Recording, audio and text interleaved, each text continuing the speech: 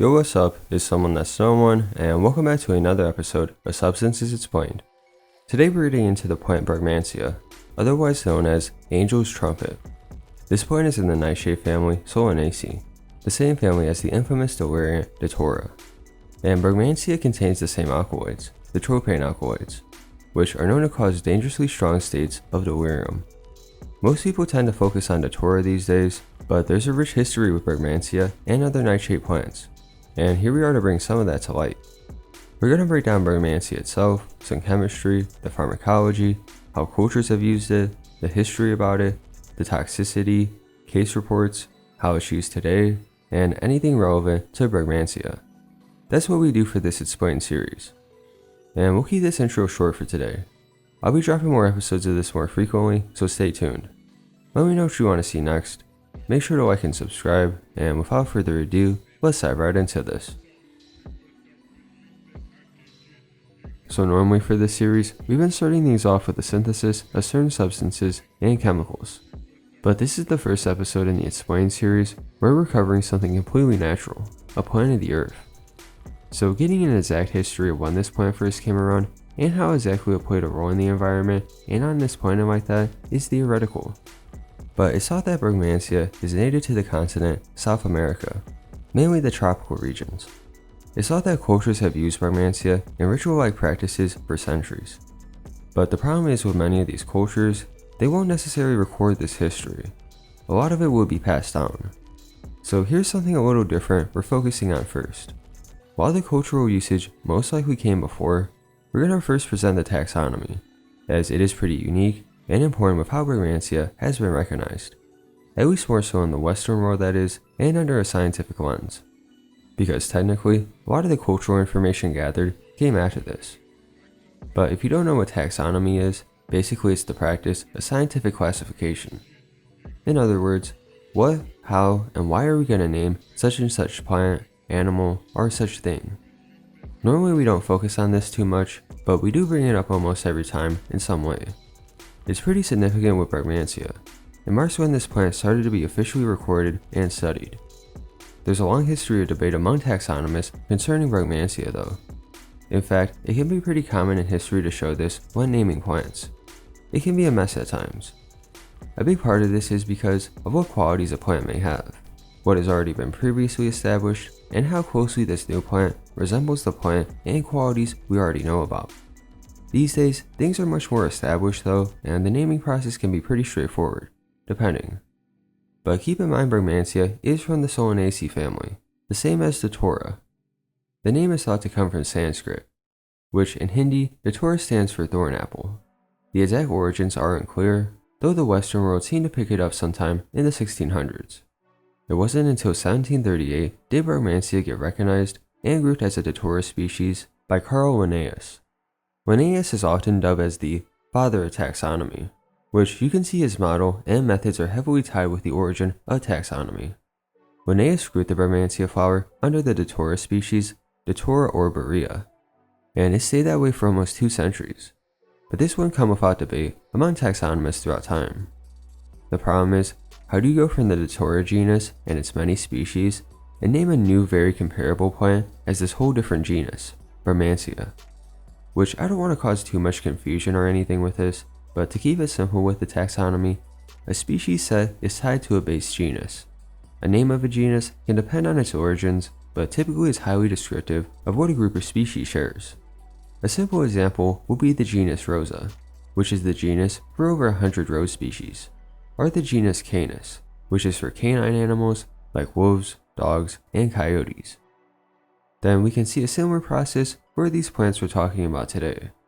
The most common form of datura you'll hear about today is Datura stramonium, but there's a dozen others, where species are usually differentiated by their regions and small differing characteristics. So with that, especially when you take a look at the two, you can see why some taxonomists thought these Brugmansia plants should be simply labeled as another datura species, not its own genus. But let's fast forward to the 1800s, where C.H. Persoon decided that these flowers should be separated from datura as its own genus, that being Brugmansia, which this is named after the botanist Sebald Justinus Brugmans. I assume the two may have been good colleagues or something like that. but Pursoon did this because of the morphological and habitual differences, which we'll go over in a minute here. But this might have gone by just fine if it wasn't for this one exception, that being Datura surdicoula. This species stands out because it isn't exactly like the other Datura species. For one, it's semi-aquatic, and thus can grow in shallow waters and swamps. Then the way the flower and stalk shapes, it's not like other Datura flowers. Which, this doesn't necessarily link out to Brugmansia though. The connecting link is thought to be from the fruit. It was more visually comparable to Brugmansia than Datura. So many taxonomists thought there was a missing link somewhere, and that they were all part of the same genus. And basically, there would be a ton of back and forth usage between the two names. There was just no consensual agreement on what it should be called. So let's fast forward again into the next century, and insert Dr. Tommy E. Lockwood from Harvard, where he published a paper in the Botanical Museum leaflets laying down the differences between Datura and Brugmansia. And when you really get all the details down, you can really see how big some of the differences are. We won't cover every little thing, because it does get down to the curvature and whatnot, but here's some of the big things. One is how the flowers bloom and sit. Brugmansia is often a giant shrub or tree, to where it grows and hangs downwards. And this is where the names angel and devil's trumpets come from. Angel's trumpets refer to how the flowers are hanging from above, like angels coming down from heaven, while devil's trumpet references the Torah as they grow from below, as they say they rise up from hell. And the trumpet part references how the flower is shaped like a trumpet. Brugmansian results tend to be more woody and generally larger, and Datura is described as more herby and will die back to the roots when winterized.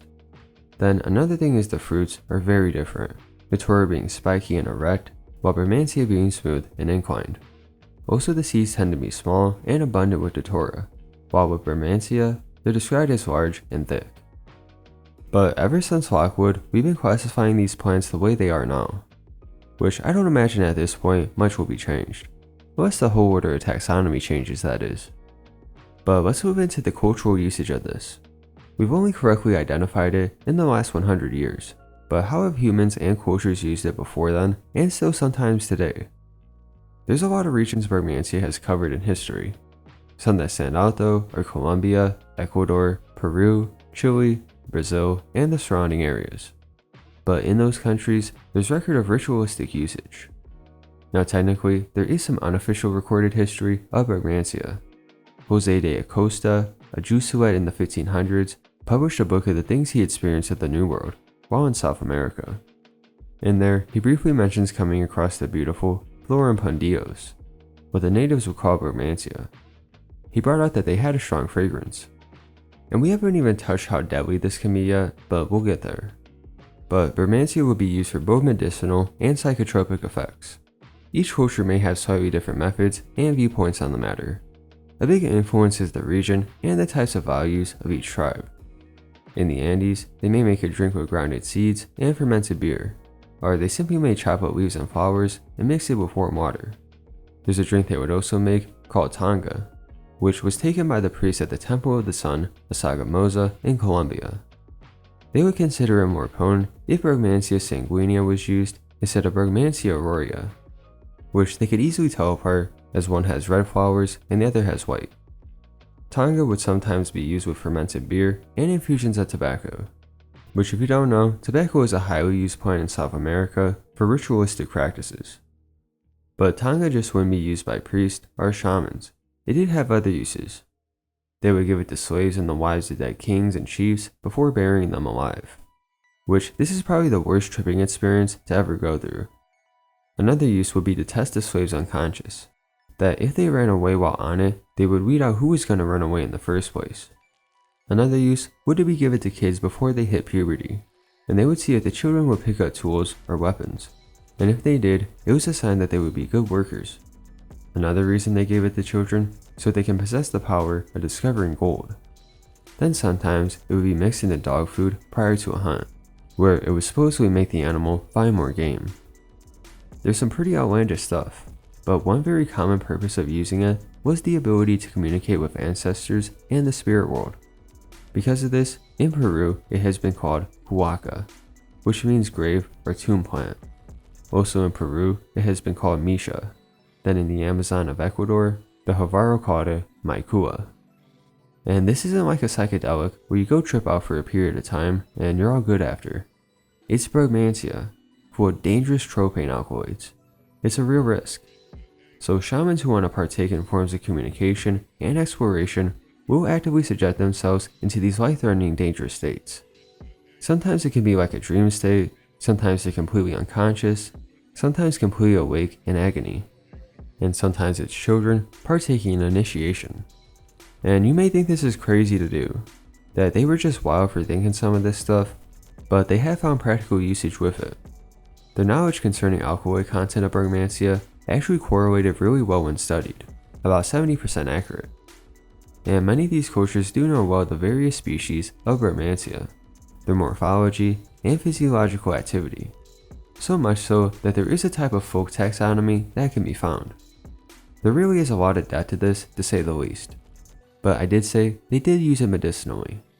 This can include for muscle cramps, inflammation, skin infections, asthma, colds, and possibly more. For area-specific treatments, they would apply Brugmansia topically over the skin instead of consuming it orally, which this can actually be beneficial and healing. Sometimes tinctures would be made, ointments, sometimes just fresh leaves. And this is probably a lot more common than oral consumption, because these tribes were aware of the power of Brugmansia as a trip.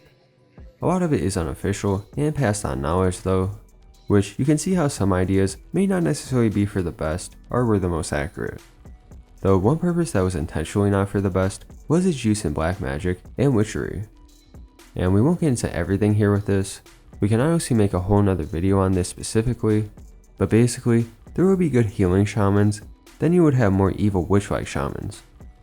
And this may not necessarily mean that they use it as a type of weapon or like some kind of torture, but it would be common for shamans to basically go into each night on some chanting, ritualistic, conjuring type of vibes. And Brugmansia may be sprinkled to add on to this energy. But of course it may also be administered. And many do know it's not an enjoyable experience, that they see giant snakes and things of that nature. But often if administered with a malicious intent, it was for the purpose of murder or infanticide. Intriguing though that Brugmansia could be used either way, for good or for evil. But I find the cultural usage of Brugmansia super interesting, and we're really only scratching the surface here. We can definitely get into more of it in a future video if that's what you guys want. But let's actually get into some of the effects and the toxicity of Brugmansia now, and show how even if it does have this cultural history, it's far from something you'll want to ingest. Even then, like I said, the cultures can be wary of taking it themselves, and they do recognize it can be highly toxic. But Brugmansia contains what are known as tropane alkaloids, and there's quite a lot that have been identified. But in general, these three alkaloids tend to stand out and act as base alkaloids. This includes scopolamine, hyoscyamine, and atropine. Alkaloid contents will vary from plant to plant, especially depending on the region, the species, and so on. The age of the plant is a big factor too. Typically the older the plant, the more alkaloids it will have. Even things like seasons and the current hydration levels can play a role. So this makes it very difficult to gauge a consistent dose, and taking it can really be a gamble. The tropane alkaloids are muscarinic antagonists, otherwise known as anticholinergics. In high doses, these can be deadly. First they stimulate, then depress the central nervous system, which allows for hallucinations and delirium to set in, also the start of the heavy physical effects. Your muscle and secretory glands become paralyzed, which this is what leads to the severe dry mouth. Other side effects include things like tachycardia, agitation, fever, coma, seizure, increased blood pressure, dehydration, constipation, motor control loss, and of course, the potential loss of your life. It isn't a desirable state on your body by any means, going through anticholinergic toxicity. And I don't even feel like we've really covered the psychological state too heavily. I mean, the cultural side does show some light on that, but really, it's a state of delirium. That is, pretty much an unwanted horror trip. We do normally reference a report in these videos, reports that inspired the making of this. And I wanted to bring up Brugmansia today because the first report I ever made was a Brugmansia report, Wildest Night Ever by Great B. I'll link it below, but basically, that report is just nuts. A group of friends try to go to a beach, fall on some Brugmansia flowers that they heard they could trip off of. And pretty quickly, they all lose their sanity. The cops get involved, some superhuman strength shit goes down, phantom hallucinations, just check it out. Then I'll also bring out the report, The Trait That Changed Everything by Tillman, which this describes another group of friends taking the flowers, but this time with amphetamine. It turns into a horror house with all kinds of bad negative hallucinations and vibes going on. An absolute disaster experience, to say the least. The stories I've covered on this channel of Brugmansia have all had a very sinister tone, often causing a great deal of confusion on the users with very messed up dark hallucinations. It's often very unsettling. But since we're talking about these reports, where does that put Brugmansia today? A lot of the history we covered so far has been pretty distant, which you can consider that as the natural history because these days Brugmansia only lives on because of human cultivation.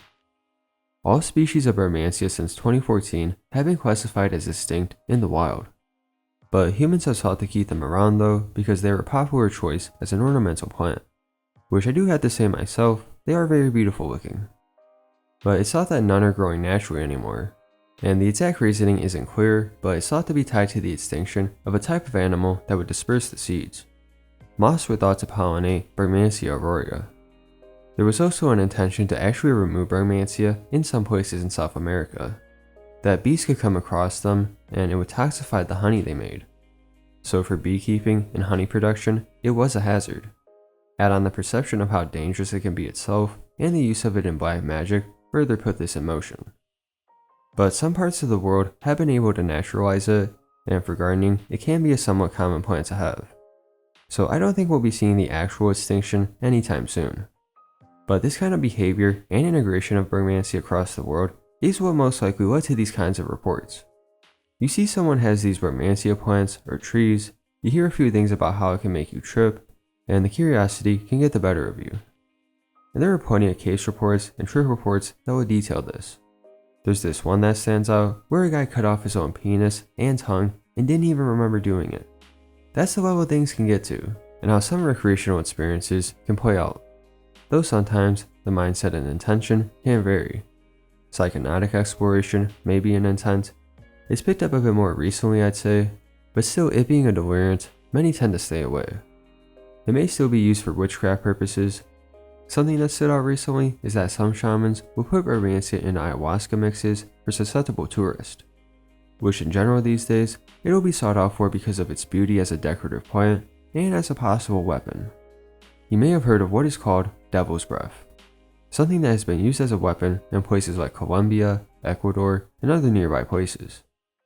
Vice did a really good documentary on this actually about a decade ago now, but Brugmansia will be utilized by crime syndicates as a zombie drug. By getting a powdered version of a potent Brugmansia plant, it can be weaponized by simply throwing the powder into someone's face. And this isn't the only way, sometimes it will become into things like a drink or like cocaine. But this is the power level of this stuff. Simply by exposing your face and breathing it in for a few seconds can cause you to become intoxicated. They call it the zombie drug because typically what will happen, they describe a person will become unconscious and then they willingly tell where all their belongings are, give them all their money, access to bank accounts, and all that kind of stuff. They'd wake up and not remember a thing. It's really messed up stuff, and that's just one example. Even being up close and by the plant, getting exposed to its fragrance, can cause possible toxicity. There have been a few reports now of unilateral mydriasis, that is, the dilation of one pupil and not the other. And in these cases, it was because of simply being up close and by the plant.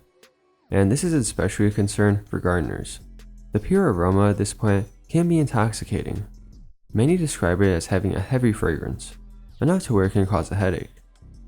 But outside of this, there really isn't too much else Brugmansia is involved in. The tropane alkaloids themselves are used medicinally in many ways today, but I don't want to get into those specifically in this video, just because they all deserve their own video themselves. But I do want to mention that they have been used as a true serum before, a pretty effective one sometimes actually. Then they've also shown to be a very effective cancer treatment. Then NASA has nasal spray for motion sickness, and it's also sold over the counter and prescribed in some places. So yeah, there's a ton of Brugmansia. We covered a majority of the basics I feel like here, especially with the history, but we can go so much deeper with this. But we will end things here for today. I had a great time making this one, and I hope you guys had a great time watching and learning some stuff. Let me know what I should cover next. I was really intrigued by this one and would love to get into other Solanaceae plants. So let me know if you'd like to see that, or any substance at all really. Make sure to like and subscribe if you enjoyed. It's been someone that's no one, and I'll see you guys next time. Peace out.